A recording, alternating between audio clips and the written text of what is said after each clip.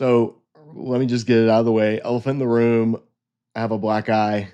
This is part of what I do when I'm not teaching the Bible on YouTube. I'm teaching and training in jujitsu. And every now and then you catch an errant elbow or knee or head, or honestly, I don't even remember how I got this, but I woke up today and looked in the mirror and thought, oh, great, I have a black eye. That'll look nice on camera. So, anyway, that's what that is. Second thing that I want to say is this is the second time I'm doing this video. I mentioned recently that we had upgraded our microphone here in the studio. The microphone's great, but I went to adjust it. And this particular microphone, if you tap this space here, it will mute the microphone. So I adjusted the microphone 8 minutes into what ended up being about 40 minutes of recording. So I had 8 minutes of sound and 32 minutes of silence. Again, the joys of running a channel solo and not having any production help. You don't catch boneheaded mistakes like that until you've imported the video and get ready to start editing. So the good news is I've already had a dry run at this. The bad news is I have to do all of this again. But this episode is my top 7 recommended books for people looking to better understand the Hebrew Bible, or as many people call it, the Old Testament.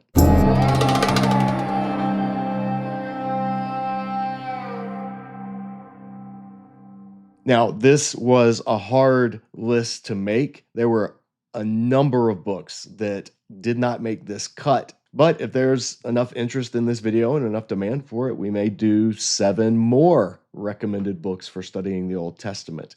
The reason is the Old Testament's huge. I mean, it's this massive library that spans 1,000 years just in its writing, even longer in terms of the history that it covers. It's in 2 languages, Hebrew and a few parts in Aramaic. And even within Hebrew, there's different types of Hebrew because it spans such a long time. Think about the English that they were speaking in 1025 AD, and then the English that's spoken today. That gives you an idea of the range of time, just linguistically, that the Hebrew Bible covers. And so for the past 20 plus years, I've been focusing on the Hebrew Bible primarily, even though I teach on the New Testament as well, but I've been focusing proportionally on the Hebrew Bible because it makes up 77% of scripture. So I've tried to kind of match that in terms of what I focus on in my own studies and teaching and what we present here on YouTube. And for a lot of people, the Old Testament, the Hebrew Bible, is just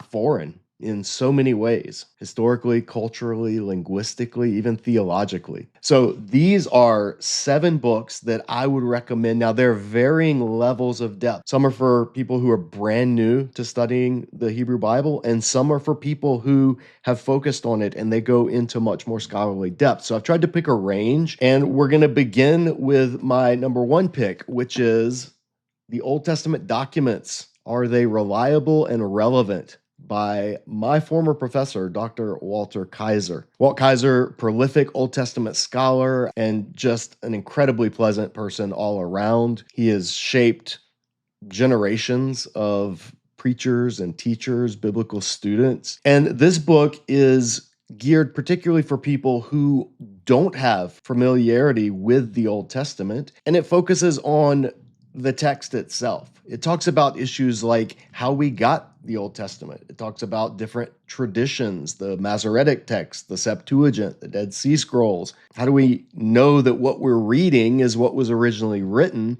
And then beyond that, how do we know that what we're reading that was originally written is reliable?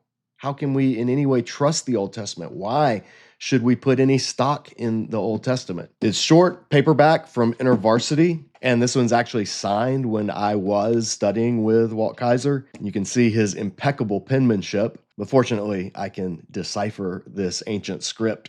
It says, "May God use your teaching wonderfully well." Walter Kaiser, Psalm 119, 160. So it's broken up into 4 parts. Part 1, are the Old Testament canon and text reliable? Part 2, is the history of the Old Testament reliable? Part 3, is the message of the Old Testament reliable? Part 4, is the message of the Old Testament relevant for today? So this is a popular level book. It's not technical. You don't have to know Hebrew or Greek in order to read it. So the benefit of that is it's an easy entryway for a lot of people. The downside is on some of the issues that are more technical, things having to do with text criticism and hermeneutics. It may be overly simplistic. And so in that case, for those who are wanting to go a little deeper, what I would say is read this and make sure you take note of what's in the footnotes. Read the scholars that Kaiser's interacting with. But in terms of just a beginning place to start, if you're wondering about the text of the Old Testament itself, I think this is as good as any that I've come across out there.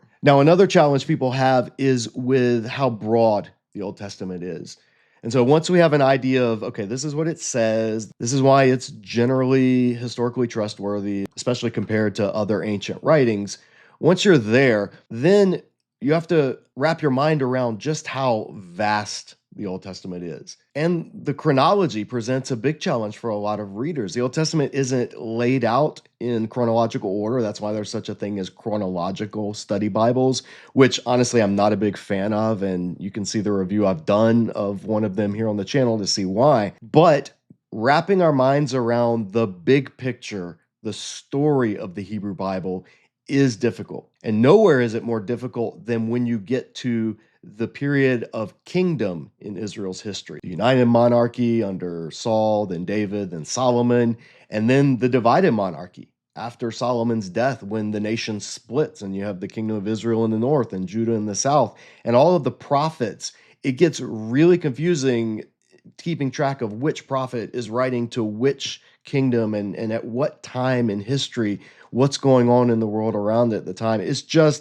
It can be overwhelming. And by far, the best popular level summary approach to getting our minds wrapped around the history and the big picture story of the Old Testament is Casket by Carol Kaminsky. Now, this says Casket Empty because this is part of a series. Casket is the first volume, and Empty is the second volume that covers the New Testament. Empty is by John Moser, New Testament scholar. Carol Kaminsky wrote Casket, and that is what this volume is. Now, there's also a study version of it for small groups to use, and it comes with a timeline, a very extensive timeline covering the entirety of the Old Testament. And that's where Casket comes into play. It's an acronym, CASKET. That's the acronym Kaminsky uses to communicate the overall message of the Old Testament. So C is for creation, A is for Abraham, S is for Sinai, K is for kingdom, E is for exile, and T is for temple. And then on the back of this, there is a section on theology of the Old Testament that covers important theological concepts throughout the Old Testament. So this is the timeline handout that goes along with the book, and the book refers to it a lot. And the book itself is ordered around the acronym. Now, you'll see in the middle here for K, there are 4 chapters that have to do with K, where all of the rest just get 1 chapter. And this is why this book is so high on my list. The most difficult part of the Hebrew Bible for a lot of people, I'm talking about just conceptually difficult, not morally or ethically difficult or theologically, is keeping straight the kings and the prophets and the kingdoms and all of that. Kaminsky does a phenomenal job introducing readers. It starts with the period of kings simply explained. And that's exactly what it is. It refers back to the timeline, the Old Testament timeline. There's a roadmap to the chapter.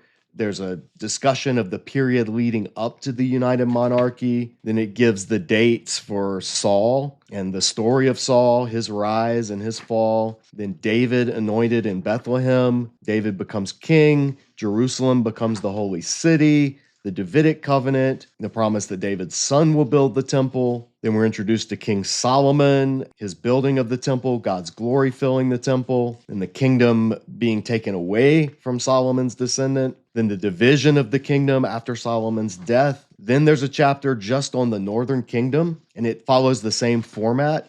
And what Kaminsky does so well is incorporates the prophets within these different chronological periods. And so you can see there's a ton of highlighting. I must have gone through like 2 full highlighters just in reading through this book.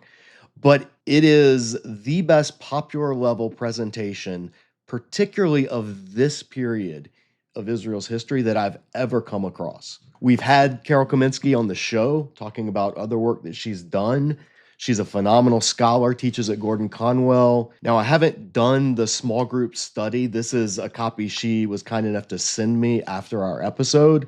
Haven't gone through it, but it is for small group use or for individual study. But in terms of just this list, the book, I would absolutely recommend. This is a phenomenal resource, especially for people for whom the Old Testament is completely new. Now, another major hurdle in interpreting the Old Testament is how far removed it is from us, historically, culturally, linguistically. So my third recommendation is probably the best work I've come across that tries to help bridge that gap. And that is Behind the Scenes of the Old Testament by Greer, Hilber, and Walton. I've reviewed this here on the channel in one of my previous year-end reading update episodes. This is, you can see, this is a big resource. This is a textbook. This is not for casual readers. This is for serious students of the Hebrew Bible. It consists of 66 different essays that cover a range of topics, and they're all themed around a play, a drama, a stage drama. So I'll show you what I mean. It's grouped into 3 parts. So part 1, elements of the drama. The first collection of essays are the stage, historical geography. Then there's the sets and props, archaeology.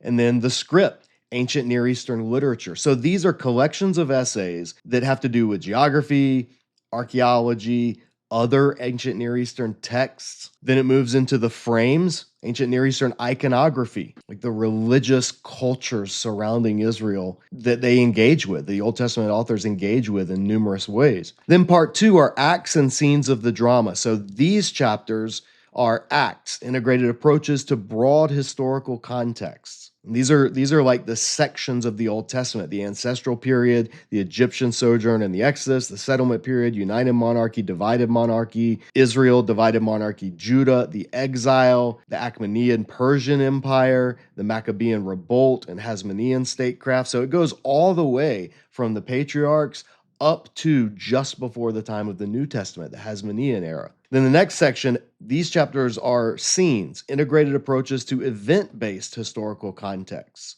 So these are what's going on in the world, like things like the Late Bronze Age collapse, or Shishak's Levantine conquest, or the Battle of Karkar and Assyrian aspirations, the Mesha inscription, relations with Moab and Edom, Sennacherib's invasion of Judah and the Neo-Assyrian expansion, Alexander the Great and Hellenism. Then part 3, themes of the drama, these have to do with God. So integrated approaches to themes in Israelite religion. You've got essays like monotheism in ancient Israel, the temple in context, priests in the ancient Near East, worship, sacrifices, festivals, prophecy, divination, magic. Then you come to the section on family, integrated approaches to themes in family networks, tribes and nomads in the Iron Age, women in ancient Israel, family, children, and inheritance in the biblical world. Then the next section is sustenance, integrated approaches to themes in economic context. So things like seasons, crops, water, trade in the late Bronze and Iron Age, slavery in the world of the Bible, metallurgy in the world of the Bible, food preparation in Iron Age Israel, music and dance in the world of the Bible. And then the last section is governance, integrated approaches to themes in social organization. So essays like kingship and state in ancient Israel, social stratification in the Iron Age, law and legal systems in ancient Israel,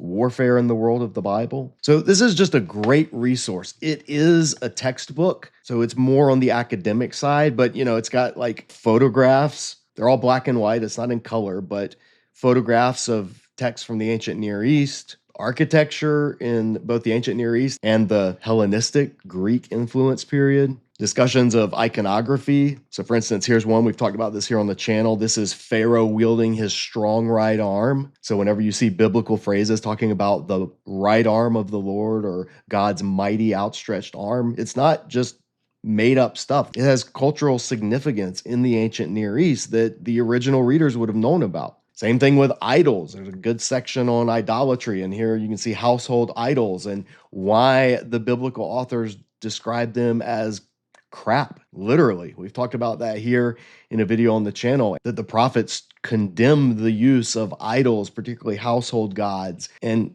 basically said they were crap. If you want to know why I dare use such vulgar language, watch that video. There's a very specific linguistic reason that I chose that word. But this is just, I was surprised. This is not an old resource. It's only been out for like 2 or 3 years now. And I read it, I think I read it 2 years ago, and it is just excellent. If you're looking to immerse yourself in the world of the Old Testament, then I highly recommend Behind the Scenes of the Old Testament. Now we come to my fourth recommendation. And aside from the chronology and keeping all the kings and kingdoms and prophets and everything straight, the next biggest challenge that Christians have when reading the Old Testament is, okay, we don't live under the Old Covenant. We live in the New Covenant. So how do we apply the Old Testament? Do we apply the Old Testament? Which laws do we keep? I mean, even the most so-called Torah observant followers of Jesus, they don't observe the Torah laws having to do with priesthood and sacrifice. So why do people think some laws are still to be kept and other laws don't have to be kept? How do we determine which it is? And how do we even approach the topic of the law? What does the Old Testament, the Hebrew Bible, have to teach Christians living under the New Testament about God and how to live as his people? Well, the best book that I know of in print that tackles that subject is Christopher Wright's Old Testament Ethics for the People of God. Now, this one is also fairly thick, but it's not as technical as Behind the Scenes of the Old Testament. This is accessible for any interested reader of the Old Testament. This is the hardback edition. It is now in paperback. It's from InterVarsity Press, and it's broken up into 3 parts. Part 1, a structure for Old Testament ethics. So section 1, the theological angle. This is about God, God's identity, action, God's words, God's purpose, God's way, God's goodness. Then it moves to the social angle, the social dimension of redemption, the distinctiveness of Israel, Israel as God's paradigm. Then the economic angle, the land in Israel's story, the land as divine gift, the land under divine ownership, the land as covenantal measuring gauge. This is incredibly important, this section, especially in light of events going on right now in the Middle East. There are literally wars being waged having to do with the land and whose land it is and who has rights in the land or over the land. And a lot of times scripture gets thrown around. People grab Bible verses that kind of back their particular side and put them out there and then claim divine guidance or divine sanction for whatever their political aspirations are. So this chapter in particular is incredibly important to see what scripture actually is teaching and what it doesn't actually teach.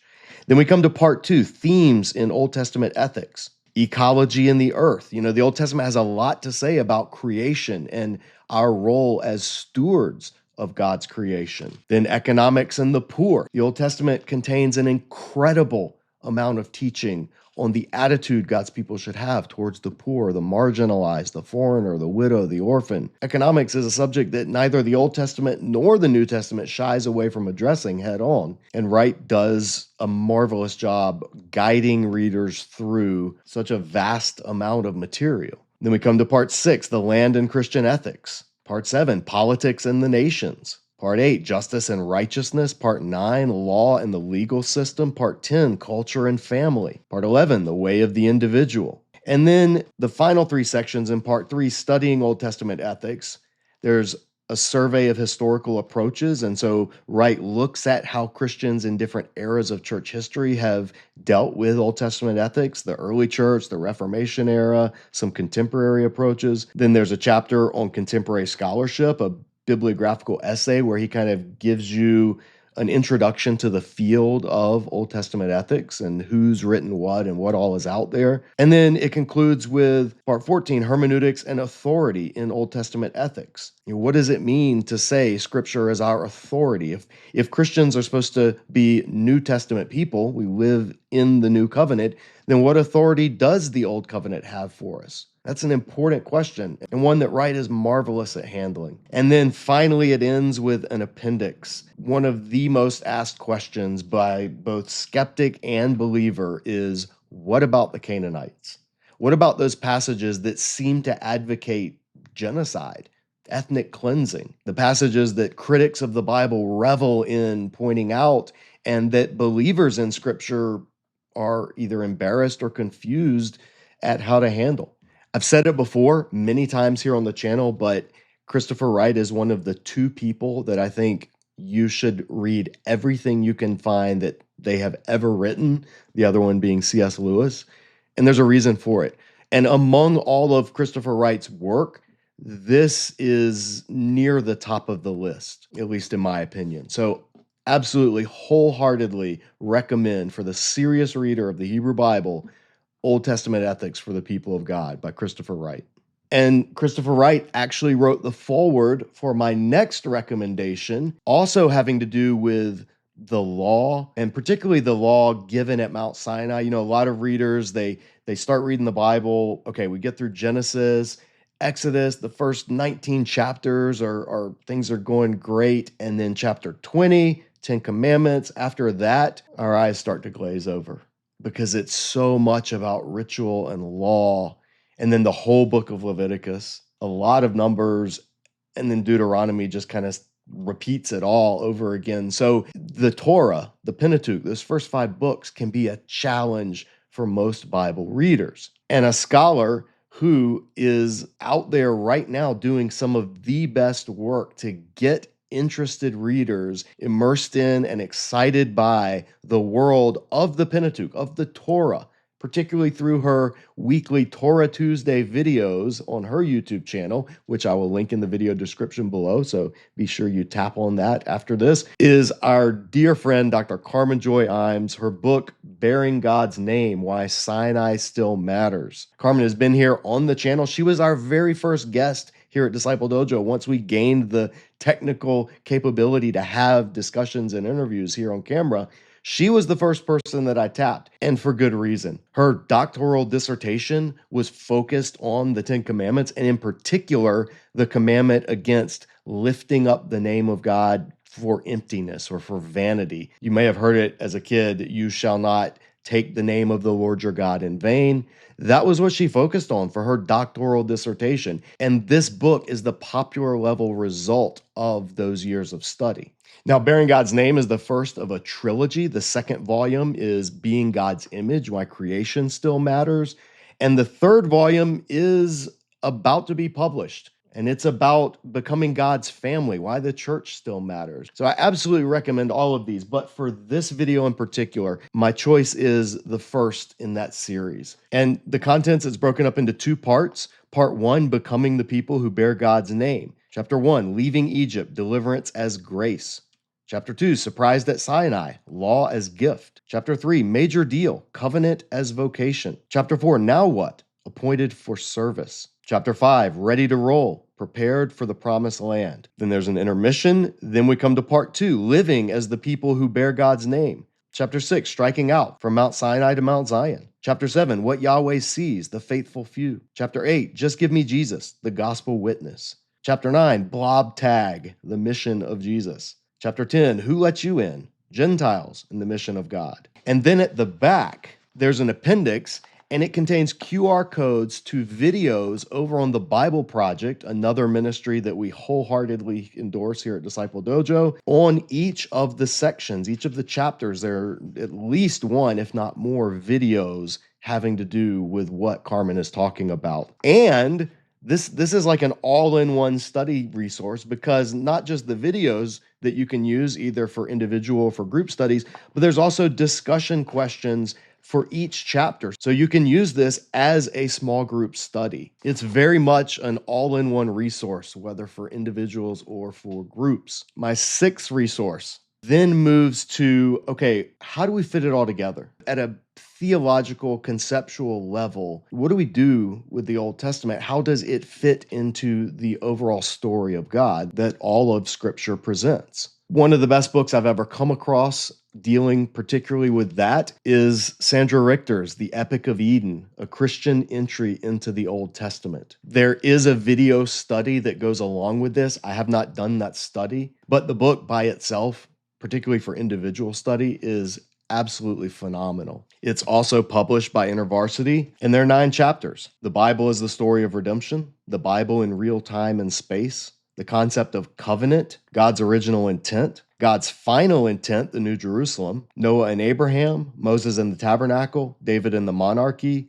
the new covenant, and the return of the king. Then there's section, Frequently Asked Questions. What role does the law of Moses play in the Christian life? And what about modern day Israel? This is a popular level work, just like some of the others that we've talked about. Richter has a timeline of the Old Testament. It's not as in depth as Kaminsky's with Casket, but it is pretty extensive. And the other thing that's great about this resource is she does a good job of locating it in history, like literally where this stuff was happening. So there's a lot of maps and the different empires, the different journeys, and the different sections of scripture. And then the material is also visually presented. There's a look at the creation days, the ancient concept of cosmology, like what the ancients believed the world physically consisted of, and how scripture uses that world picture to present the biblical worldview. There's illustrations of the tabernacle and then of the temple, how the covenants relate to one another, and then how after the fall of Eden, the different covenants lead to and point to the New Jerusalem, the final destination. So Richter's book is, again, it's excellent. It's accessible by any interested reader. And Sandra Richter's work, just in general, is really good. She has a book on the Bible and the environment. I think it's called Stewards of Eden, sort of a follow-up to this one. And I have wanted to have her on the channel. I've never met her in person. We have yet to connect, but Dr. Richter, if you're watching this, consider this your open invitation anytime to come visit the dojo and talk to us about what you're working on. I know a lot of people who've read this book, and I have yet to encounter somebody who's read this book who was not incredibly impressed by it. So pick number 6, Epic of Eden by Sandra Richter. And then lastly, we come to my choice for number 7. This was a hard one. There are so many books that did not make the cut that could easily have made the cut. Like I said, if there's enough interest for a follow-up episode, 7 more books on understanding the Old Testament, I would consider putting that together. But what I ended up going with was a book that, despite having considerable areas of disagreement with basically half of it, the other half more than makes up for that, and was one of the books that really set me on a course 23 years ago now when I first read it toward falling in love with the Old Testament. And that is Vern Poythress's book, The Shadow of Christ in the Law of Moses. This was required reading for a course I took with Dr. Gordon Hugenberger called Christ in the Old Testament at Gordon Conwell. And that class really is one of the most significant moments in my journey, biblically speaking. And while Poythress's book wasn't the only book that we had to read for that course, it was the one that had the strongest impact. Because I'm not exaggerating when I say this book changed how I read the Old Testament, and in particular, the Torah. It's one of the most compelling and profound discussions I've ever come across of the relationship between the tabernacle and later the temple, like the symbolism of all of the things that Exodus commands Moses to have built, and how all of it points towards Israel's Messiah. So it's divided into 2 parts. Part 1, understanding the different aspects of the law, and part 2, understanding specific penalties of the law. Now, part 2, it has some good stuff in it, but there were a lot of parts of it that I just didn't agree with, that I didn't find incredibly helpful. It doesn't mean, again, I'm trying to be nuanced. It doesn't mean that like it was all bad. It's just, if this were a 2-volume work, like if this were 2 separate books, I would only recommend the first part. That would be the book that I chose. So my recommendation is for part 1. I think part 1 is an absolute masterpiece, and part 1 alone is worth the price of the entire book. So the way I look at it is, if you get this book, you're getting it for part 1, and then part 2 is just kind of like it's bonus, take it or leave it. But his discussion, like I said, his discussion of the tabernacle of Moses prefiguring God's presence through Christ, the sacrifices prefiguring the final sacrifice of Christ, the priests and the people prefiguring Christ's relation to his people, general principles for God's dwelling with human beings prefiguring union with Christ, the land of Palestine, promised land, prefiguring Christ's renewal of and dominion over the earth, the law and its order, prefiguring the righteousness of Christ, the purpose of the tabernacle, the law, and the promised land pointing forward to Christ, the punishments and penalties of the law, prefiguring the destruction of sin and guilt through Christ. This is all gold. If you've seen our series here on the channel where we talk about Mount Sinai, we have a whole series that was done. I think now it's about 2 or 3 years old, but all about the symbolism of Mount Sinai and the tabernacle and holiness and clean and unclean, all of that stuff. That entire series can, in one way or another, trace its origin all the way back to when I read this book in January of 2002.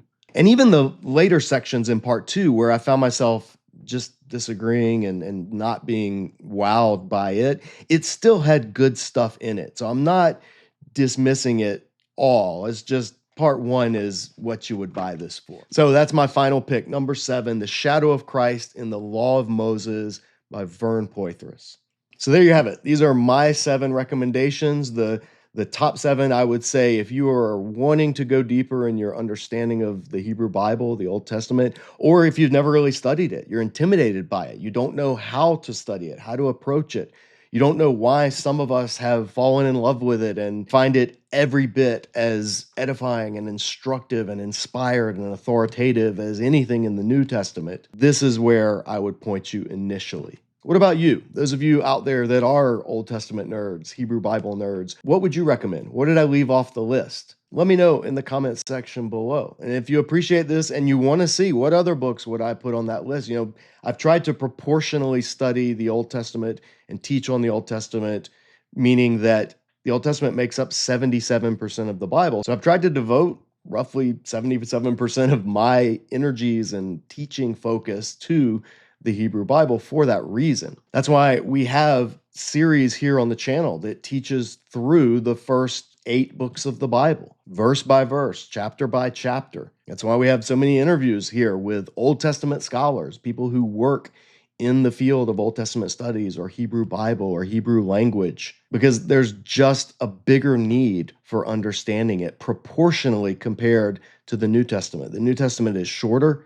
It's more recent. It's closer in time to us. It's still different. There's still cultural differences and linguistic differences from our culture. So I'm not bashing New Testament studies at all. But among Christians, if you were to ask them which of the 2 testaments they are more familiar with, more comfortable in, most of them would say the New Testament. And so that's what we're trying to help change here at Disciple Dojo. So there you go. Let me know what you'd include on such a list. If you appreciate this review or other reviews like it, we would love for you to show that by subscribing if you haven't already, letting other people know about Disciple Dojo. But that'll do for now. Thanks for watching. Stay tuned for more here in the dojo. And in the meantime, as always, keep training.